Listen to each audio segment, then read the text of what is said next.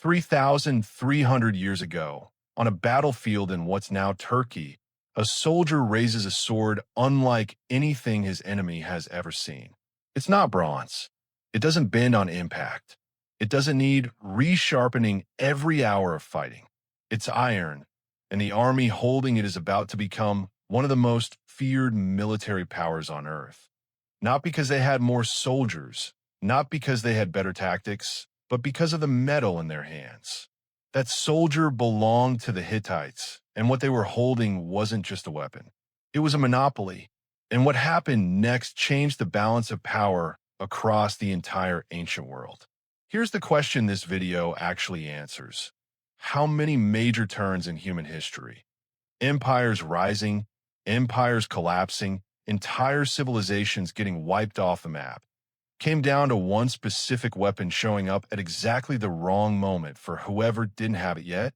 The answer is more of them than you'd think, and the mechanism behind it is almost always the same. It's never really about the weapon being better in some abstract sense. It's about who has it, who doesn't, and how long that gap lasts before the rest of the world catches up. Let's start with that iron sword, because it's the cleanest example of a technological monopoly changing history. Bronze, the dominant metal for weapons before this point, requires copper and tin specifically is rare, found in only a handful of locations on Earth. Every Bronze Age civilization was dependent on long, fragile trade networks just to keep making weapons.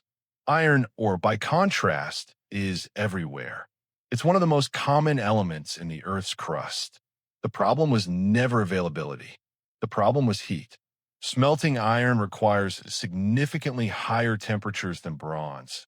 And for centuries, nobody had reliably figured out how to do it at scale.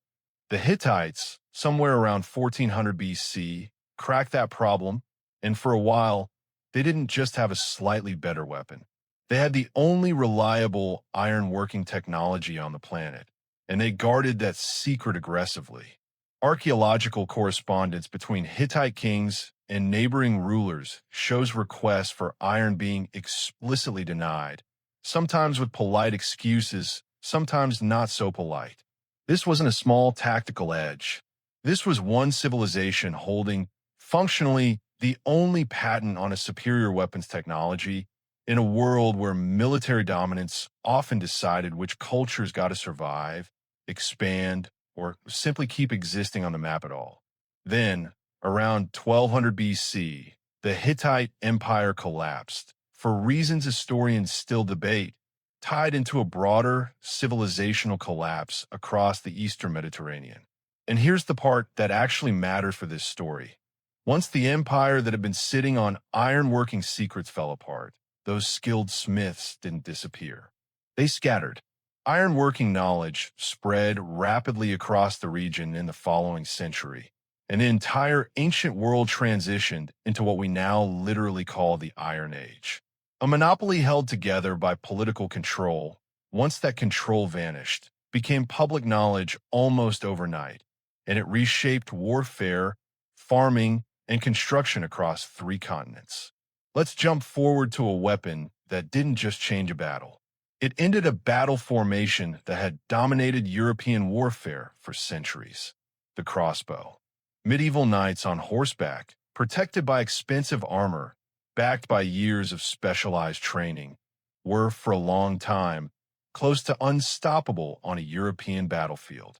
Training a knight took a decade or more. It required wealth, land, and a lifetime of preparation. That expense was the whole point. It meant only the aristocracy could field this kind of soldier, which kept warfare, and by extension power, concentrated in the hands of a small trained elite. The crossbow broke that completely. Unlike a longbow, which also took years to master, a crossbow could be handed to an untrained peasant farmer and produce a lethal shot within days. It required almost no physical training, just the mechanical action of loading a bolt and pulling a trigger. Suddenly, a poorly trained conscript with a crossbow could punch through a knight's armor from a distance, ending the life of someone who'd spent a decade and a fortune training for exactly this kind of combat. The reaction from the aristocracy was immediate and telling. In 1139, the Second Lateran Council, a major meeting of the Catholic Church, attempted to ban the use of crossbows against fellow Christians, calling them a weapon hateful to God. Think about how remarkable that is.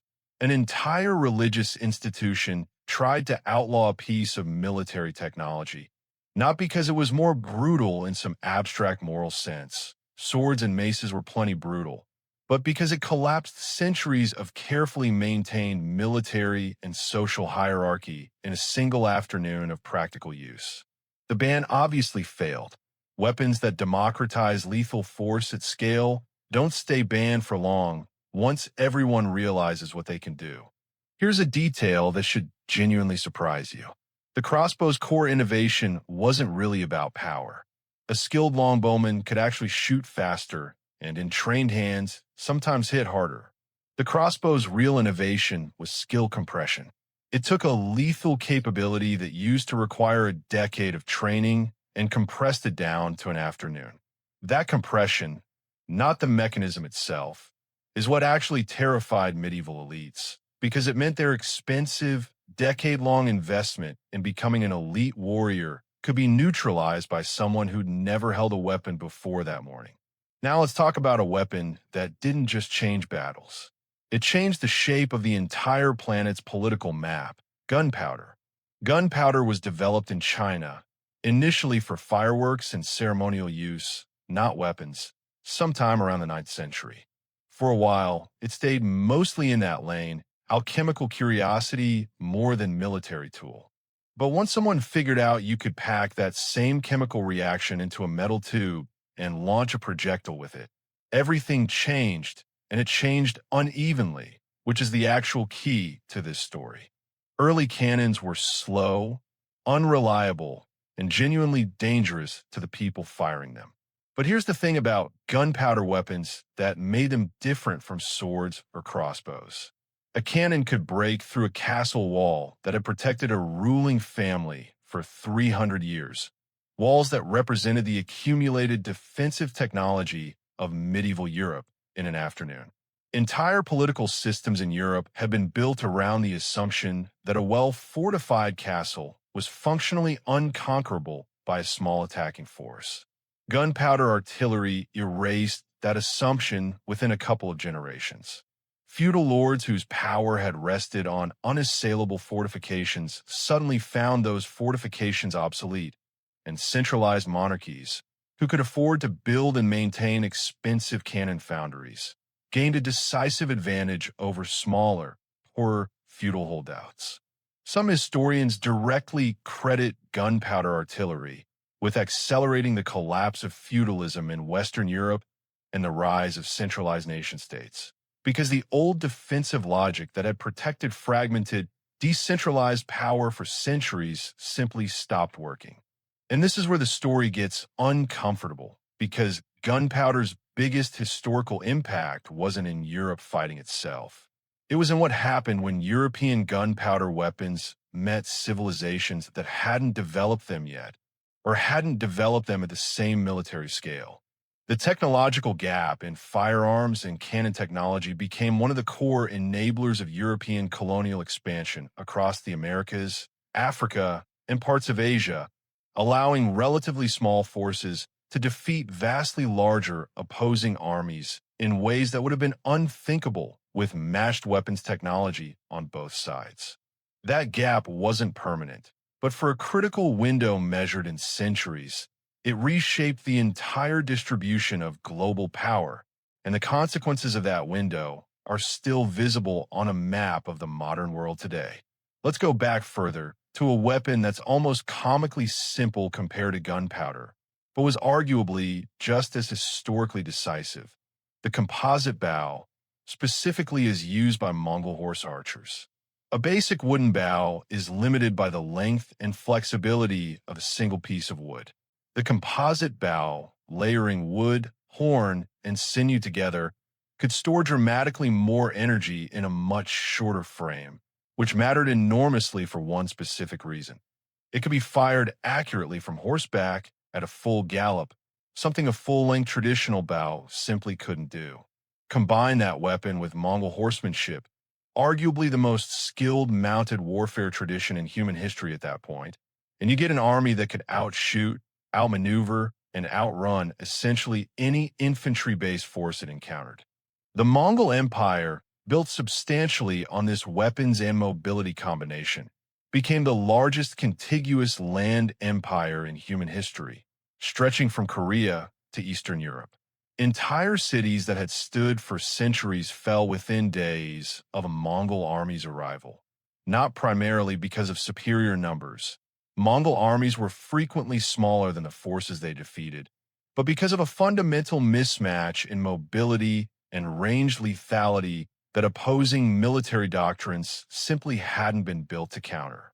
It's a genuinely stark example of how a specific piece of equipment, matched to a specific skill set most of the world hadn't developed, could redraw the map of Eurasia within a single human lifetime. So here's the pattern running underneath every single one of these examples, and it's worth sitting with because it explains something deeper than just cool weapon facts. Every world-altering weapon in this video shares the same underlying mechanism. It wasn't really about the weapon itself.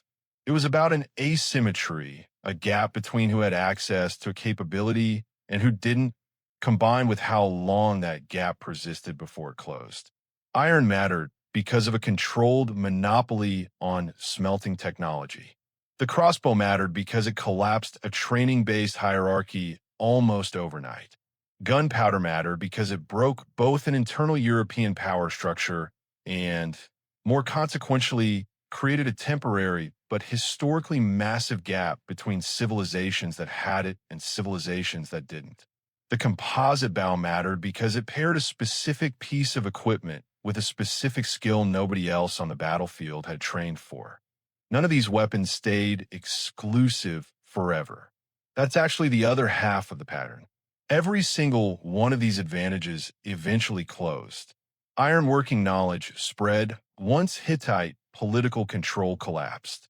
Crossbows spread across Europe within a few generations despite religious opposition.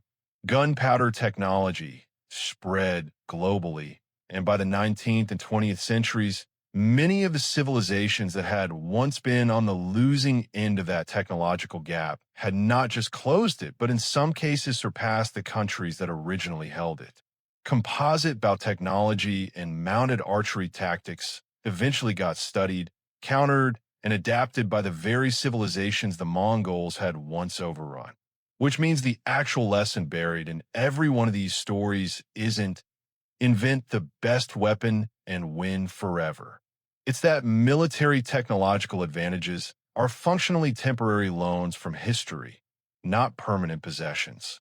The civilizations that benefited most weren't necessarily the ones that invented a weapon first. They were the ones that held a meaningful advantage for long enough, at exactly the right moment, to convert that temporary edge into lasting political, territorial, or economic structures before the rest of the world inevitably caught up. This still shapes how modern military and technological competition gets talked about today. Nations and companies obsess over maintaining a lead in emerging technology, whether that's advanced weapons systems, computing power, or manufacturing capability, precisely because history has demonstrated over and over in wildly different eras and contexts that a temporary technological gap, used decisively during the window it exists, can produce consequences that outlast the technology itself by centuries. The iron sword that started this video is long gone. Nobody's fighting with Hittite iron blades anymore. But the political reshuffling that iron monopoly triggered when it collapsed helped shape the ancient Mediterranean world for 1,000 years afterward. So the next time you hear about some new decisive military or technological advantage in the news, whatever era you're living through, it's worth remembering that history has one very consistent lesson buried underneath all of this. The weapon itself is never really the story. The story is always the gap, how it opened, how long it lasted, and who managed to do something permanent with it before the gap inevitably closed. Which ancient weapon do you think had the single biggest ripple effect on the world we live in today? Let me know in the comments.